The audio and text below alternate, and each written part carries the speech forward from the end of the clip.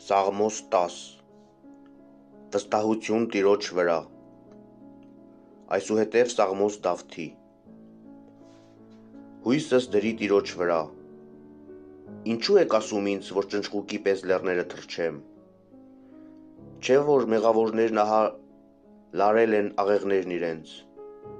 պատրաստել են նետերը կապարճներում, որ մութ մտնելիս ձգեն ուղղամիտների վրա։ Ինչ դու շինեցիր, ավերեցին նրանք, իսկ արդարն ինչ արեց։ Տերն իր սուրբ տաճարում է, Տերը երկնքում է իր գահի վրա, նրա աչքերը նայում են տնանքներին, իսկ արտևանունքները զննում են մարդկանց որդիներին։ Տերը քննում է արդարին և ամբարիշտին, ով սիրում է մեղքը, ատում է անձն իր։ Մեղավորների վրա որոգայթ, հուշ